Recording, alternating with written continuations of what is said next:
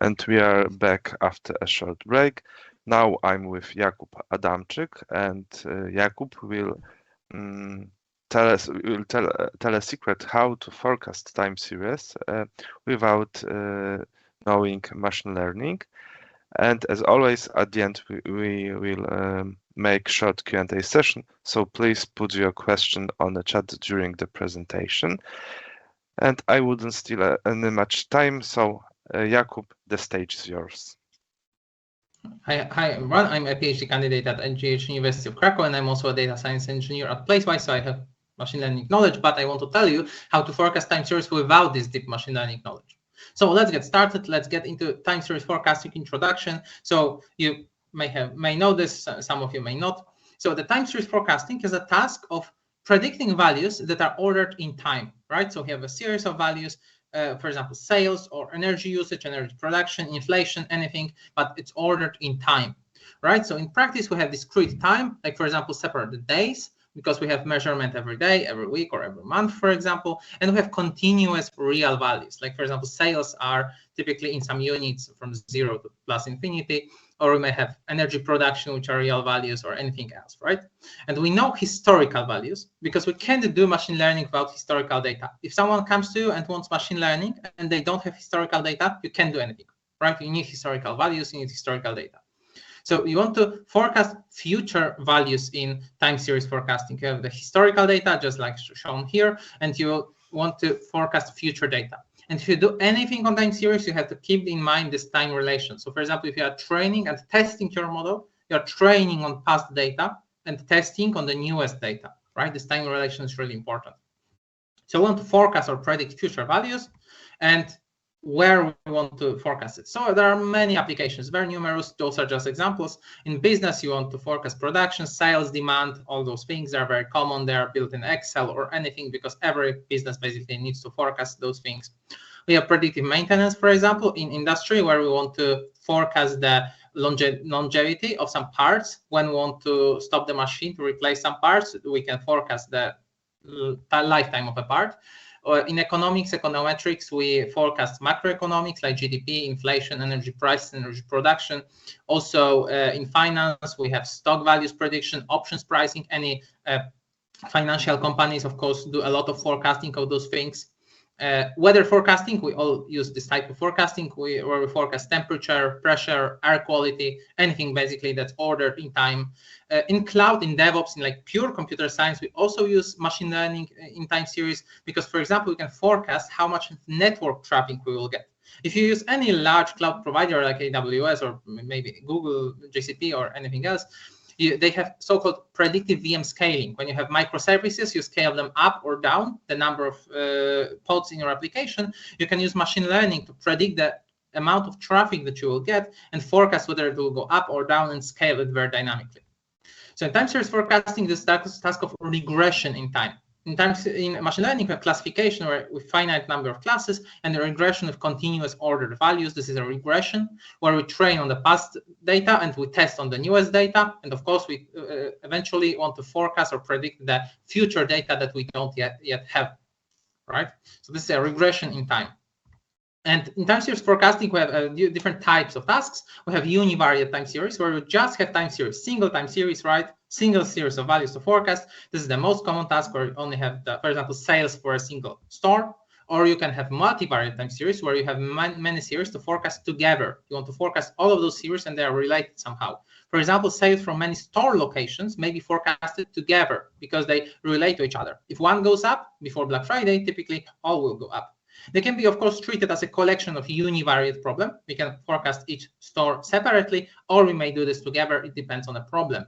So we often have only time series values in our data, either uni or multivariate, but we sometimes can also have exogenous variables. Those are auxiliary additional features that we create based on our knowledge that may help us. Like, for example, is it weekend? Is it Black Friday? Or what is the average current promotion percentage in our store?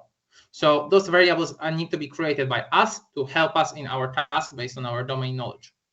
So we most often have just univariate time series, no additional variables, just historical values to forecast. And what approaches can we take? Firstly, we can use some heuristics. So just make some rule-based system, like for example, predict last value or predict the historical average or something like that. It can be surprisingly powerful. Sometimes it's very hard to beat this approach due to the problem being hard, due to bad data. For example, in finance, it's very hard to beat predict last value in many cases. So you always should try this approach. In any case, it's like no machine learning involved, just predict, like copy last value, check how it performs. You have to outperform this with machine learning for machine learning to be of any use at all.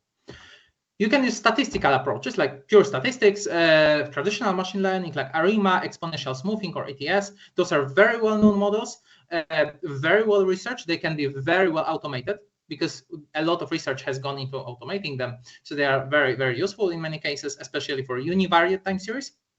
You can have deep learning neural networks like NBIT or TS mixer models. Those are neural networks typically trained from scratch on your data, right? So they're not pre-trained before, you just train them from scratch. So it requires quite a lot of data. This can be also automated. The tuning of them, making them better, you can automate this, but it requires a lot of data and quite a lot of computing power. And we have also pre-trained foundation models like the newest developments here, not necessarily the best, but the newest players here like TimesFM or Llama. They are based on the whole NLP and ChatGPT revolution. They are pre-trained, they are automated by design, so they just work out of the box for new time series. It's called also zero-shot forecasting. We'll talk about this in the last slides. So in terms of evaluation, because no matter your method, you need to evaluate how good is your model somehow. Right, so in time series forecasting, we typically have error measures. So the lower error means better model. So this is a regression in time, so we can just use regression metrics like root mean squared error or mean absolute error. You can use anything that you would use in regression, like even if it's a linear regression or anything more complicated. There's a well-known, easily understandable metrics. Like for example, mean absolute error is just you take the absolute difference between your prediction and the true value, and you average this over your test data. So the value is problem dependent. So there's no universal measure of small error. Like smaller MAE is better, but there's no universal notion of small. Like for example, small error in sales forecasting, it may be 10 units, while small error for energy production may be 100,000 megawatts. So it depends on the area, but it's very understandable for a given problem. There are metrics called MAPE and SMAPE, so mean absolute percentage error and symmetric mean percentage error. They are numerically unstable.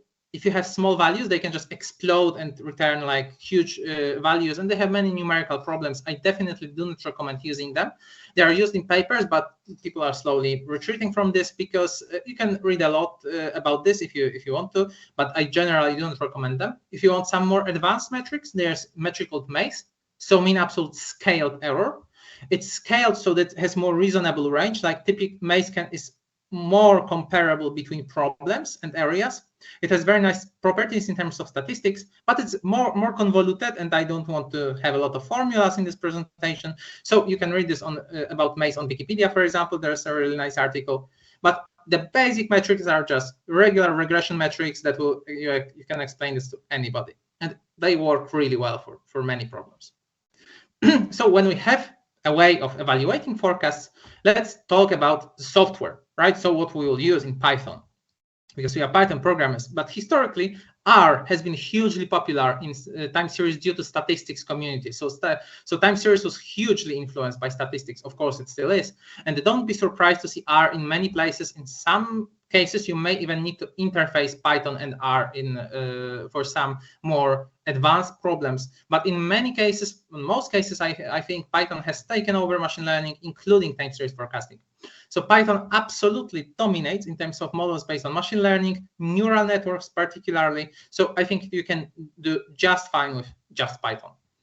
So you will need the standard data science stack in Python, no way around it. You don't need maybe deep machine learning knowledge, but you need to know your NumPy, Pandas, Matplotlib, and scikit-learn. Those 4 standard Python data science libraries are just necessary. For example, Pandas for reading and munching data, NumPy for processing some numbers, Matplotlib and scikit-learn for computing some things, plotting them. You absolutely need to know them, particularly Pandas. Even if you don't have time to get deep machine learning knowledge, you need to know this, because they are used for loading, pre-processing the data before putting it into your model, and to analyze the results of your model. So they are strictly necessary. In terms of time series libraries, I think we have two major choices in Python. We have skTime. Its interface is based on a hugely popular scikit-learn library, which has a very nice API. It's a wrapper around many other libraries. So skTime has a lot of functions under unified API. It's a huge library for many, many different things. It has a lot of models, very actively maintained. But the problem is the maintainer team is not very huge, active. So docs can be pretty chaotic in many cases. So they may not always be up to date. The automation support in terms of AutoML, like if you don't have deep machine learning knowledge, it's not that great. So I think skTime is really nice, but you need to know what you are doing. You have to understand its limitations. On the other hand, we have libraries by the company Nixla, and they are fully open source. You can use them, proprietary commercial code, right? No problem. For example, stats forecast, neural forecast, ML forecast libraries. By the way, I'm not affiliated with them in any way. I will focus on those libraries because I use them a lot. I also use skTime, but I think if you need automation, the Nixla libraries are really easy to use and quite high level. So in terms of pros, they are really, really fast compared to alternatives. They have a unified interface for statistical models, neural models, machine learning models, all of those. And they have a lot of AutoML capabilities. I think this is really important if you don't have deep machine learning knowledge, that the library is automated and does things for you. It requires a bit specific input format and output parsing, so it's not always very convenient, but I think it's basically the only downside here. So in terms of this output and input parsing, you need to know your pandas because there are two main inputs. Both are pandas data frames. All of those libraries operate on pandas data frames. You need to know pandas. So two main formats are wide and long time series. So the wide format has time series in each column of pandas data frame, with each date in the rows sorted ascending in time. And if you have many time series, so multivariate time series, you have many series in particular columns, right? If you have only one time series, you just have one column or one pandas series. This is a wide format. For example, skTime uses wide format, but Nixla libraries like stats forecast use the long format here on the right, where you have everything in 3 columns, very, very long data frame, where you have the timestamp in first column, ID, so some identifier, string or integer for a time series, and Y, so values. So you can, if you have just one time series, you have one ID here, and many rows, right? And if you use Nixla libraries, you will have to, even if you have the input data in the left format, you will have to transform it into the format on the right. So when we have this, when we have read that, for example, from CSV, when we have this format, we can start our machine learning. So in terms of statistical machine learning, we have a lot of automated machine learning, so AutoML capabilities. So but just a bit of theory. So those statistical methods typically assume that in our time series, we have some particular components inside of it. So we have some input data, but it can be decomposed or changed into some more simpler components that are part of it. So the trend, seasonality, and residuals. So the trend is the overall long-term tendency of time series to go upwards or downwards. So we can see in this time series, it generally goes up. So this is the trend. It's trending upwards. We have the seasonal component, which is a periodic, very regular change. Like, for example, if you have a store closed on Sundays, you have weekly seasonality because each week on Sunday you have 0 sales. Or you can have yearly seasonality if at every Black Friday you have a spike of sales, right? So yearly seasonality. So statistical approaches assume that this decomposition is doable. We have many algorithms to do this, so this is not a problem. They are fully automated, but they assume this is possible, and they often utilize this. Of course, neural models, for example, are more flexible. They don't assume this, so they may have advantage in some cases. Also, many statistical approaches assume so-called stationarity. Stationary time series is a time series that doesn't have trend. So the series here on the upper plot has trend. It goes generally upwards. But the ones on the middle and down, they don't have any trend. They are stationary.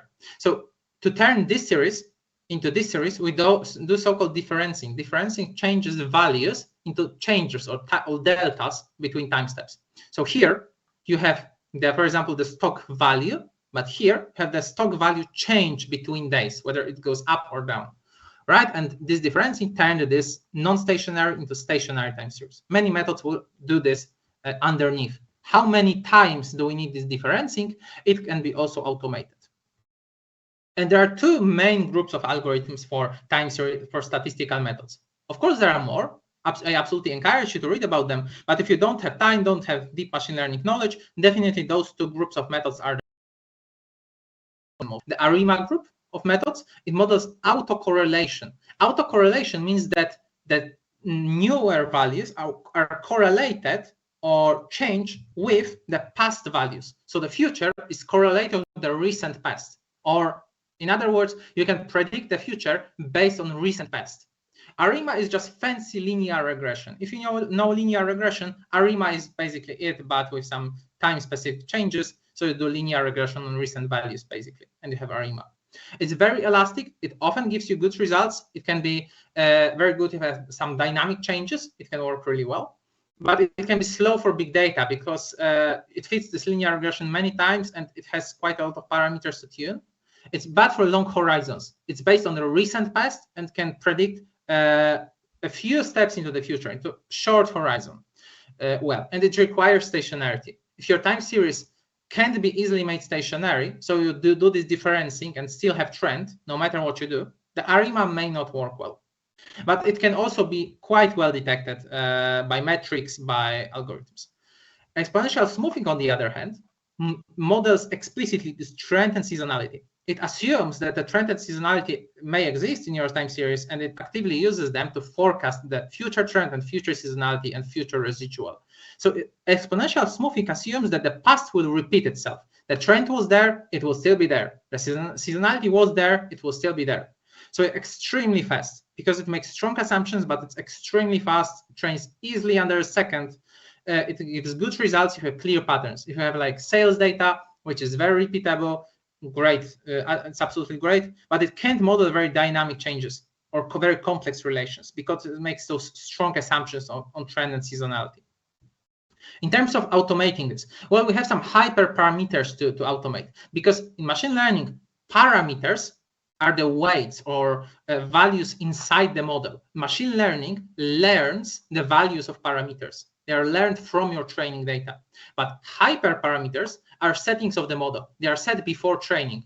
In terms of Python code, you set hyperparameters where when you create the class, you pass the settings to the constructor. Those are hyperparameters. But parameters are learned in a method that trains from the data. So you don't interact with parameters directly, but with hyperparameters. But you need to tune hyperparameters. You need to check the good values for the given data set. And it's not easily to know a priori. You need to basically train a bunch of models with different values of hyperparameters and pick the best one. This is why AI takes a lot of computing power, because we just train a lot of different models. We don't know which one will be the best, and we just pick the one that turned out to be the best. So in ARIMA, we have the following hyperparameters. First, the so-called D, how much difference is required, whether we need to difference at all, maybe not, or whether we need to difference once or twice. This can be automated, this choice. And we also have the P and Q, so how much into the past do we need to look back.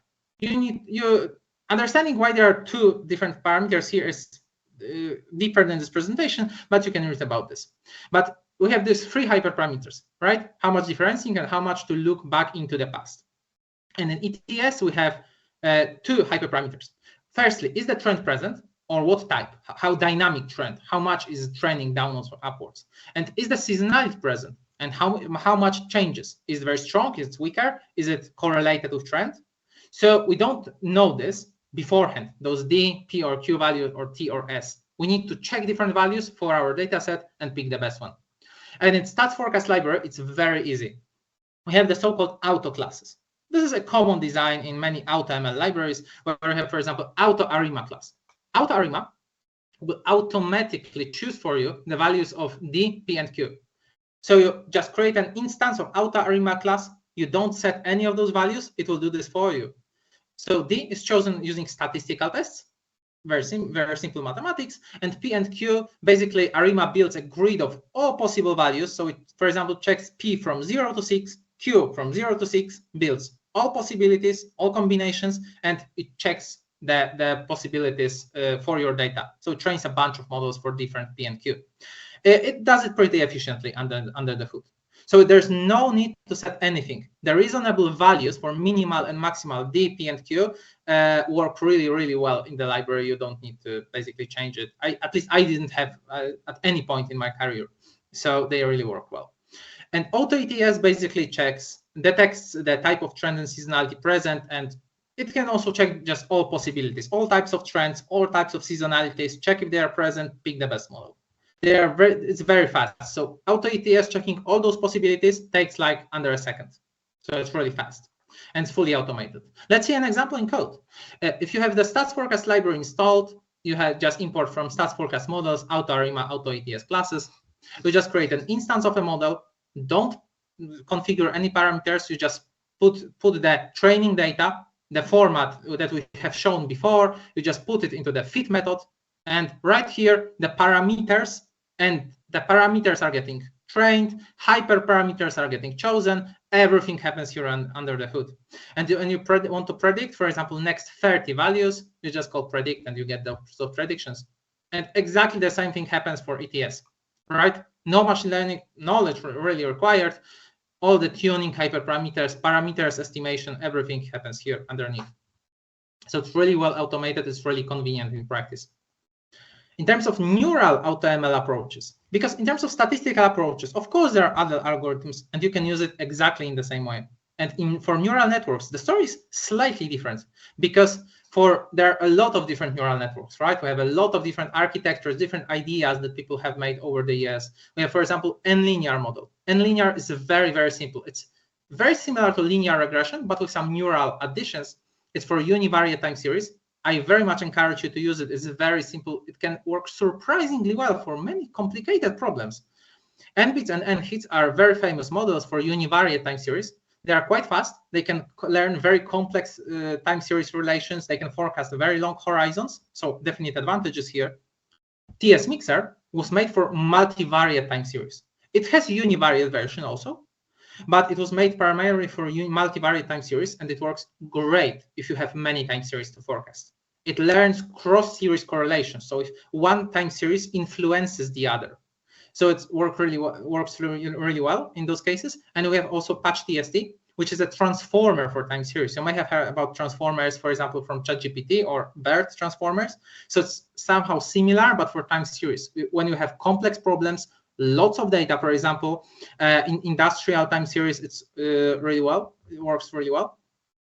So we have all those models. They all have different hyperparameters. For example, NBITS have different architecture than NHITS, and linear very much differs from Patch TST.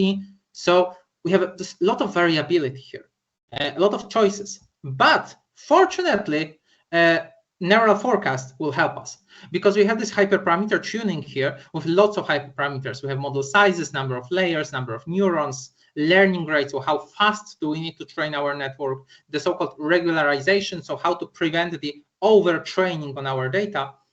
So actually, machine learning engineers created very complex algorithms for this optimization to be very fast, even if you can't train the model many times, because we can't check many sets of hyperparameters because they are very expensive, right? Each training of a network takes a lot of time. So we use something called Bayesian hyperparameter optimization, which are basically very, very smart algorithms to predict how a given set of hyperparameters will work. So you train your model a bit, and you train so-called meta model or machine learning to predict how machine learning will work. It's implemented by Ray and Optuna frameworks, and it's integrated and used automatically by neural forecast library. So you just create again, auto class, and it will work underneath with everything. So for example, you create auto NHITS class, and it will just create NHITS model. It will tune hyperparameters, do this Bayesian optimization, very smart, train the model a few times, and you can set the budget. You can say, for example, train this for an hour, or for example, train this 100 times, I have time, or maybe train this for a week. And it will just check different sets of hyperparameters and it will just pick the best model at the end. And you can check many different neural networks with exactly the same interface. Again, hyperparameter ranges are very good set as defaults. It will use the GPU if available. It's recommended, but not necessary, because for time series, those models are not huge. You can train them on just a CPU, no problem. It may take a bit of time, but it's fully automated with exactly the same interface as statistical models. So it doesn't matter if you use AutoRima, AutoETS, or maybe throw in Auto and Linear in the mix. You just use the same interface. So you can iterate over different algorithms, check which performs the best, maybe read more details and learn more about the particular algorithm that turned out to be the best for your use case. And we also have this exciting zero-shot forecasting. I think it's really neat idea where you train a so-called foundation model. So based on the Wikipedia definition, foundation model is the model that is trained on broad data such that it can be applied across a wide range of use cases. So it's like a domain expert. Like you are not machine learning expert, but your model will be, and it will do your work for you. So example is ChatGPT. ChatGPT is an expert in texts. It will do all the text-related tasks, even or BERT model, or DALI, for example, for image generation, or Flux for image generation. I'm not an artist, but the Flux model is an expert in image generation. It will do my work for me across a wide range of use cases for image generation. And TimeGPT, for example, works for time series forecasting in exactly the same way. And this model encodes the general purpose knowledge. For example, ChatGPT is not trained exactly to be a Python programmer, for example, but it so much text data on Python that it encoded in its weights, in its training result, the general purpose of Python. So the foundation model is a pre-trained so-called domain expert. It can perform well on new tasks that it has not seen before. But here the size matters. Those are large models. They were trained on massive data sets. They required a lot of compute. The model itself is pretty simple. I mean, you could basically write something like ChatGPT yourself. You just don't have the data and compute probably. But those models are pretty simple themselves. And forecasting can also be thought of as generative AI task. We want to generate future values based on our historical data, so our context. So this is basically just what ChatGPT does. It's a prompt completion. Have a prompt, your historical data, and you want to predict what will be next. Exactly like ChatGPT works. You have a prompt, you write a text, and it generates for you the next tokens, the next words of an answer. It's exactly the same as time series forecasting. And there are many models for time series. TimeGPT, for example, is proprietary, it's API only.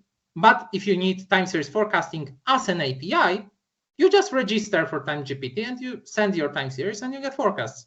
So you don't need literally anything. You just send your time series and get forecasts. So I think this is the peak automation, because you literally don't do anything. You have also many other models that are very simple to use, like TimesFM, Llama, Moment, many other choices. I very much like TimesFM because it's very simple to use. It has nice Python library that you can install with pip and just set up. And those models can perform zero-shot forecasting. So zero-shot forecasting is an ability of models to forecast without any additional training for your data. You just create an instance of a model, right? You instance a class, you put new data into it, but to predict, you instantly predict without any training at all. You just load the model that was trained beforehand, and it can forecast your new time series without any training at all. It's so-called an emergent ability of time series foundation models, because this ability to forecast without any training just emerged itself like magic from the pre-training of the model. This is we don't fully understand why this happens for those large models, but it's incredible. Those models just work out of the box. It's fully automated because you literally don't train anything. You just use the pre-trained model. It's extremely easy to use. But in terms of deployment, it does have high requirements in hardware, because it requires a lot of CPU cores, at least 2-3 gigabytes of RAM to forecast with those models. So they're really great, really easy to use, but you will need some reasonably powerful machine for deployment, for inference. So this is all in this presentation. I hope you liked it and you learned a lot. So please ask a lot of questions. I will be happy to answer, and rate the presentation. And thank you for your attention. Okay, thank you very much, Jakub, for your presentation. I will look at our chat and check if we have any question to you.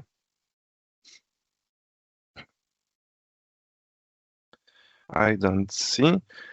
So maybe we will give a few minutes for the audience to write down their question on the chat.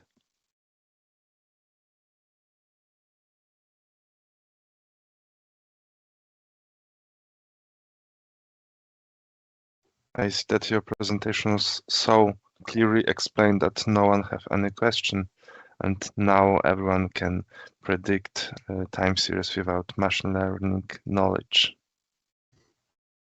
Okay, I will check once again. And any question to you? So as you see, Kuba, your presentation was very good and very clear for everyone. So Kuba, thank you very much once again for your presentation. Thank you very much, everyone, for participating in this slot. As always, don't forget to give feedback for Kuba and rate his presentation using QR code or using the stars under the video player. So thank you very much, and see you on the next session.